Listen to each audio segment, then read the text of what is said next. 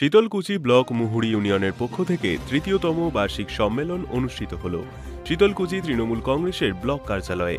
আসন্ন লোকসভা নির্বাচনকে সামনে রেখে তৃণমূল কংগ্রেসের শাখা সংগঠনের একটি অংশ হিসেবে মুহুরী ইউনিয়নের পক্ষ থেকে আয়োজিত হল বার্ষিক সম্মেলন। এই বার্ষিক সম্মেলনে উপস্থিত ছিলেন তৃণমূল কংগ্রেসের শীতলকুচি ব্লক সভাপতি তপন কুমার গুহ, শীতলকুচির আইএনটিইউসির সভাপতি তথা কোচবিহার জেলা কৃষি কর্মাধ্যক্ষ কৃষ্ণকিশোর রায়সিংহ, শীতলকুচি পঞ্চায়েত সমিতির সভাপতি মদন বর্মন, মুহুরী ইউনিয়নের সাধারণ সম্পাদক মোশারেফ হোসেন সহ আরও অনেকেই ছিলেন।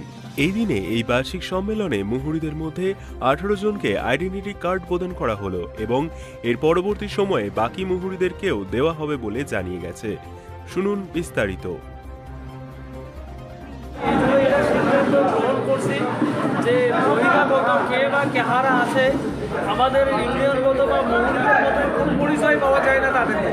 তারা ভোটবেলা এসে কাজ করে নিয়ে চলে যায়, আমাদের উপরে গাড়ে চাপ পড়ে, আমরা জীবিকা অর্জন করি।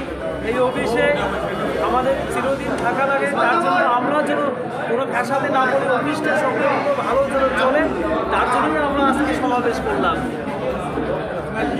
কি নাম আপনার? মোশাররফ হোসেন। কোন দায়িত্বে আছেন?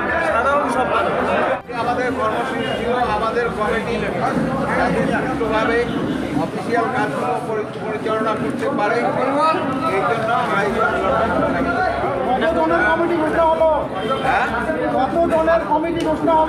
আমাদের কমিটি 18 জনের।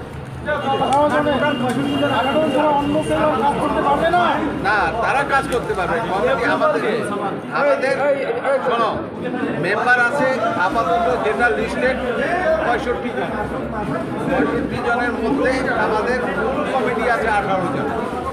এই 18 জনের নেতৃত্বে এই অফিসের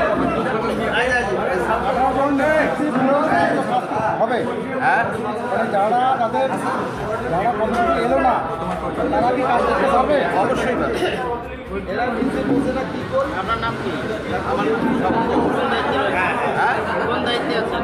আমি সব